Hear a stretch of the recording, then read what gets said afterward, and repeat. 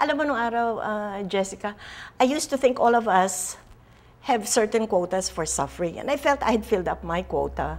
Hindi pala ganun eh. Of course, who wants to get sick? No, but if that's my fate, so be it.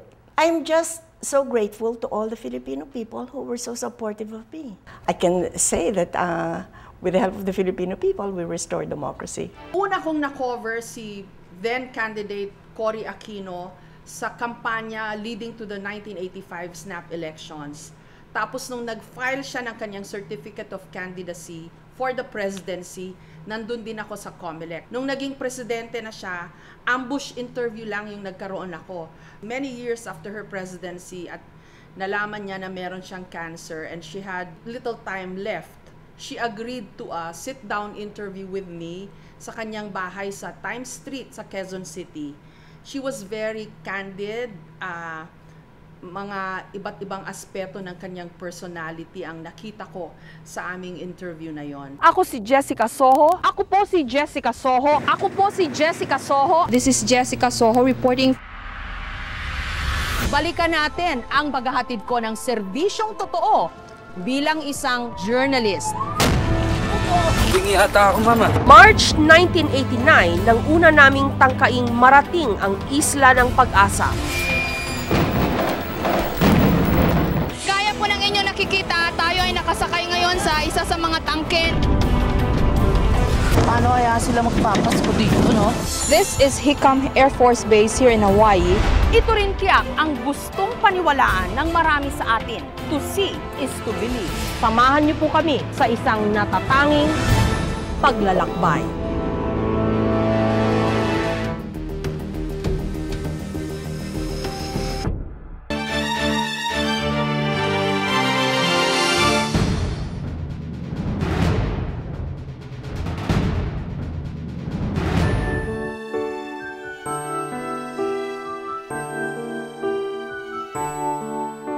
Bago ang Agosto 1983, wala halos nakakakilala kay Corazon Cojuangco Aquino. Sa media, isa siyang butihing asawan ng politiko.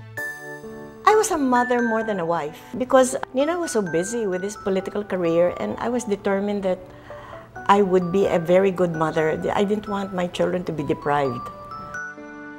Sa pamilya lang noon umiikot ang kanyang mundo. But as kids, she was always there. Yung pag-uwi mo sa bahay, nandiyan ang mami mo. Kailangan mo ng homework, nandiyan siya. Then, you go to the dentist, to the pediatrician, yung talagang housewife. Sasama ko pa sa parties yung mga yan. At sabi na yun, hindi, mas mabuti na sanay sila na palagi ko nakikita. Sabi ko, Ninay, kumisa naman. Katakot-takot na itong party ng mga batang ito. But I'm glad I did spend all that time with them because when martial law came and I needed them, they were all ready to help also. Nung martial law, merong ibang wives dyan, pag bisita sa asawa, from start to finish, 2 hours ang visiting mo, iiyak na. Ang gaduluso, but mom never. Kaya tuloy, yung asawa, hirap na hirap. Siyempre, nakikita mo yung bumibisita sa iyo, parating ganun. Pero kung matapang, tatapang ka rin. Pilit man silang nagpakatatag noong martial law. Magbabago ang lahat noong Agosto 1983. Turn from exile of Benigno Aquino, an old political nang tuluyan na silang iwan ni Ninoy.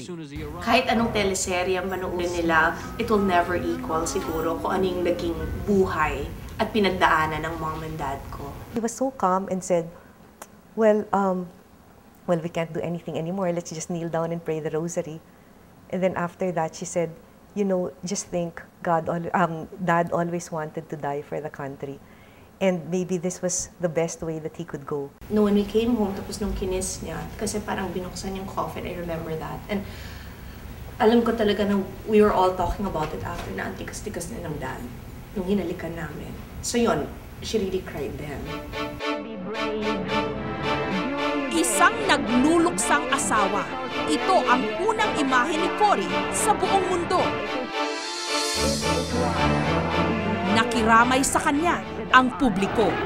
Iniisip ko na, wow, kung sana nalaman ni Ninoy before he left the US, alam mo, Ninoy, kung mamamatay ka at pag nilibing ka, 2 million. Hindi, sabi ko, lalong mas madalin siguro kay Ninoy because he would always tell me, Cory, I've always wanted to die for our country. It was something that really changed me also. Na parang, yeah, tama nga pala si Ninoy, the Filipino is worth dying for. Sobra na! Tama na! Pahinga na! Sumabog ang matagal nang kinimkim na galit ng publiko.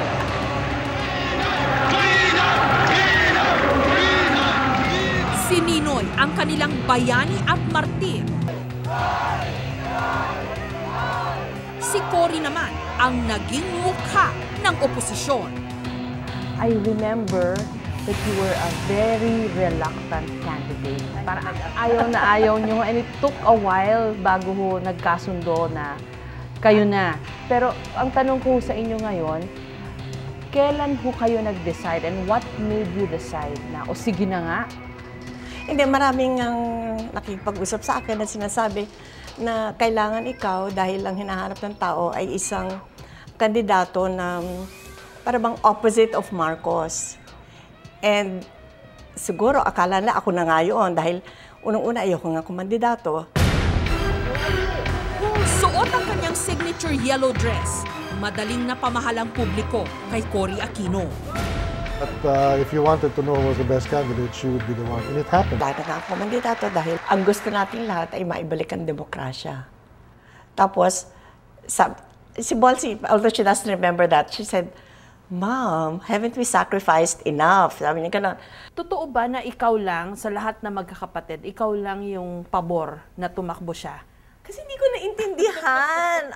Kasi 14 years old ako noon. So parang sabi ko, go mom, ang saya. Kasi at that point, parang hindi ko noon ma-picture na matatalo. Parang syempre, meron akong mentality doon na kung mapunta kami sa Malacanang, maging princess ako. Kaya sabi ko, go! I hereby affirm my candidacy. Minahal si Cory na parang inaaping bida sa isang telenovela. Pagkatapos natapos yung aking talumpati, umakyat yung barangay captain. Meron nag-abot sa kanya nung plastic bucket nga na nakikita ko. Tapos sabi, para sa ito, nung tinignan ko, mga piso, nung araw piso pa yung bill at saka mga coins. Alam mo talaga, parang gusto kong maiyak dahil ang hirap nila, and yet they were giving whatever they had to me. Bakit natin kinakailangan? Iboto! Siya'y babae! Malambot ang babae! Ginamit ng mga Marcos ang mga pahayagan at estasyon ng pamahalaan para ipalabas si Cory na isa lang may bahay na walang kaalam-alam. I never said that I was experienced, but my greatest experience was that I was married to a political prisoner. For 7 years and 7 months, he was in detention, and both of us were determined that we will not give up our dreams, our ideals. Pero ano pa man ang ibato sa kanya, si Cory ang naging tanglaw ng pag-asa.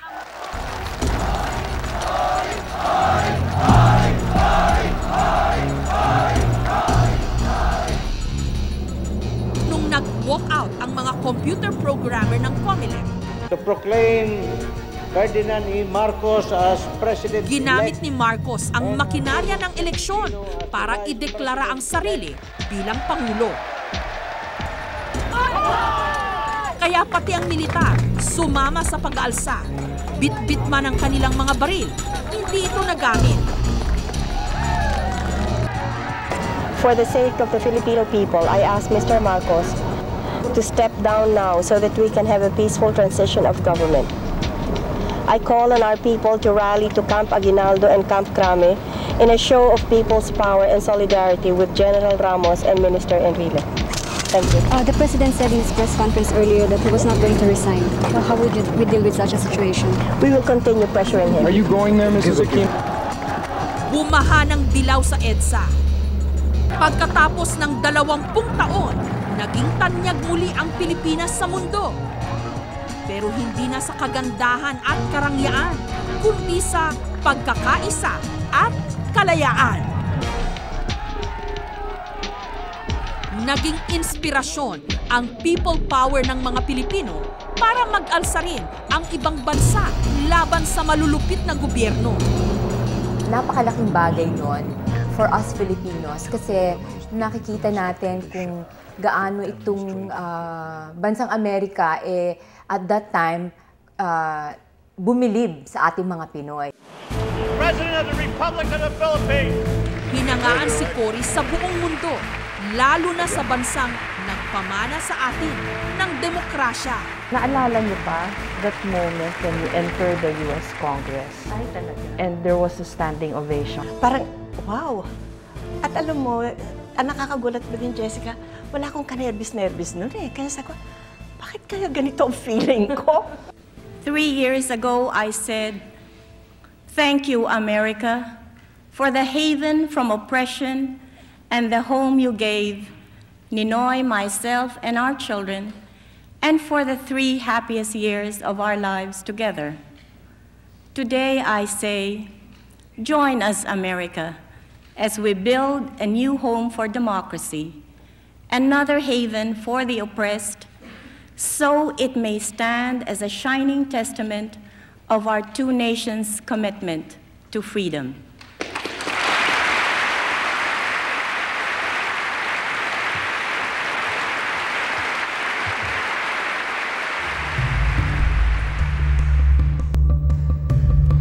Of a pattern of human rights violation. Sa bisa ng kanyang bagong kapangyarihan, binuhay ang makinarya ng demokrasya. Nagkaroon ng bagong konstitusyon at ibinalik ang eleksyon. Binuksan ni Cory ang peace talk sa NPA at pinayagan niyang bumalik si Nurmiswari, ang chairman ng MNLF. Pinalaya niya ang mga political prisoners. At muli ring pinalaya ang natahimik na media. Hinayaan niya ang media na mag-ulat tungkol sa kanyang pamahalaan. Malinaw ang imahe na ipinakita niya sa publiko. Ibang-iba siya sa pinalitan niyang Pangulo. I remember nung we were I think in Iloilo, basta one of the Visayas provinces, and Mita Pardo de Tavera told me afterwards, "Ma'am, I just wanted to tell you that when you were walking, one of the women said, naku, suot na naman niya yung damit na yon." And then I said, well, that's what I wanted to notice. First of all, yes, I'm president, but I'm not president of a rich country. When she dyed her hair in the Arlegui, she would dye it herself, as she did before and she does now.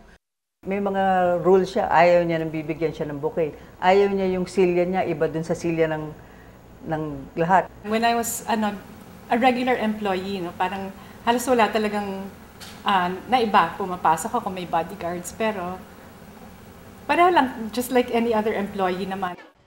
Marami ang umasa na babaguhin ni Cory ang istruktura ng pamahalaan at lipunan. Ang taas ng paningin ng taong bayan sa kanya. Ang taas din ang hinihingi ng taong bayan sa any of our leaders.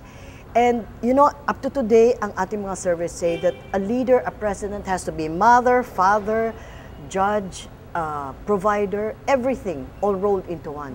They also said that you only listen to a few people. Kung sino lang daw po yung nakadikit sa inyo, yun lang daw.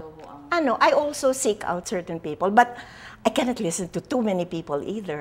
Otherwise, I'll spend my time just listening, and then there are some people who think they know more than you, even if they've never been president. Katulad ni Ninoy at Marcos, si Cory ay nagmula rin sa mayaman at maimpluwensyang pamilya. Ang mga Kuhuangco ang may-ari ng libo-libong ektarya ng lupain sa Tarlac. Isa sa mga inasahan ng tao sa bagong gobyerno noon ay ang reforma sa agrikultura. Hinangad ng mga maliliit na magsasaka na mapapasa kanila na ang lupang sinasaka. Pero halos hindi raw ginamit ni Cory ang kanyang kapangyarihan sa issue ng agrarian reform. Original agrarian reform was crafted by mga NGOs and peasant organizations. It was submitted to her.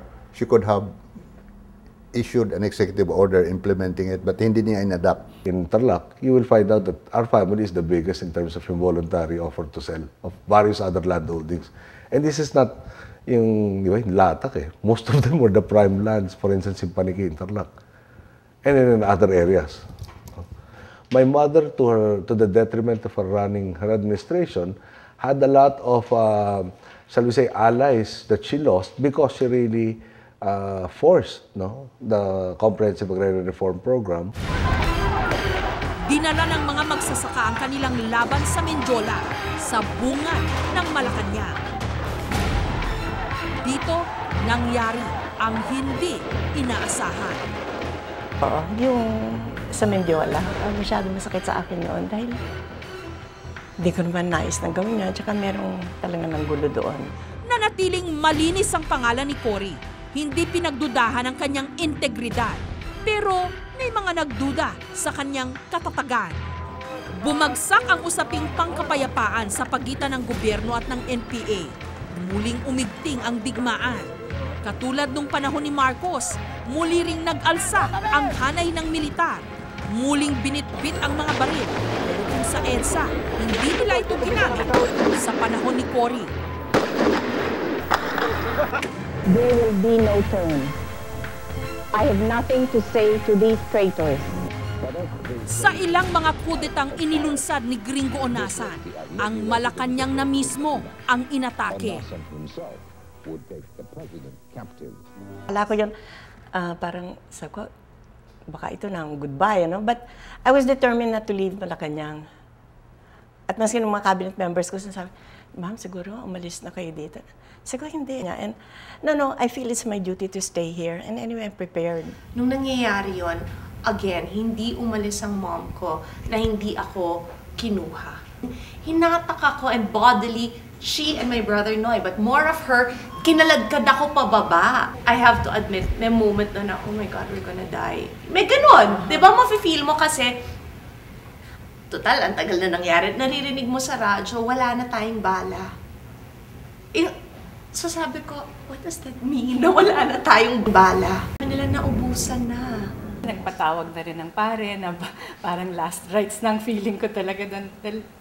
Parang nilulusob na talaga yung pakiramdam mo noon. Ang nagbigay sa akin ng strength, ang mom ko talaga, bakit ka ba natatakot? Ewan ko, ma'am, nakakatrauma talaga yung tunog ng mga putok-putok. Sabi niya, you leave it all up to God. Ngayon ay sinasamahan natin sila habang sila ay papunta sa Fort Bonifacio kung saan sila ay dadalhin. Gaya ng ating unang sinabi, ayaw nilang ipatawag ito na pag-surrender. Ito daw ay going back to Bara. Isa sa mga inakusahang nasa likod ng mga kudeta, ang dating Defense Minister ni Cory, si Juan Ponce Enrile. Do you agonize over those coup attempts kung bakit nangyari ho sila, and if you as president would have been able to do anything to avoid or prevent them? Wala because they were determined to take over talaga. Gusto naman nila akala nila people power, then they would take over. Nakalimutan nila na kung wala yung people power doon, di natodas na rin sila. Were you disappointed with Enrile, ma'am? Of course! Before he was the lawyer of my father and my father's family, his brothers also. But, syempre, naiba nun. And then I guess, iba na we became so powerful and all. But, kanya siguro talagang buhay. Isinulat ng kolumnistang si Louis Beltran na nagtago si Cory sa ilalim ng kanyang kama noong 1989 kudeta. Isang bintang na mariing itinangki ni Cory. Ma'am, sorry ha. I know this is a very sensitive issue, but yung kay Louis Beltran. Talaga nagalit ako. Hindi bali sana kung totoo Or there was a semblance of truth, pero ano ba naman, hindi ba pwede mag-check man lang? Anong iisipin ng mga sundalo na nado sa Mindanao, sa lahat ng mga, na handa silang, talagang they risk their lives. Tapos ito pala Commander-in-Chief, nagtatago lang. So, I could not let that go. Inside the house, the President led reporters to her room where she showed us a beige-covered single-slide bed. Ito yung isang incident na I did not agree completely with the President. But since she was my president, I had to support, no? Sa mga huling taon ng administrasyon ni Cory, nagsimula ang krisis sa kuryente na nagresulta sa malawakang brownout.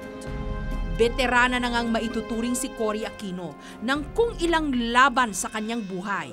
Ngayon, nadagdagan pa ng isa, ang kasalukuyan niyang pakikibaka sa colon cancer. I asked Noynoy and Chris when they announced that you were sick with colon cancer.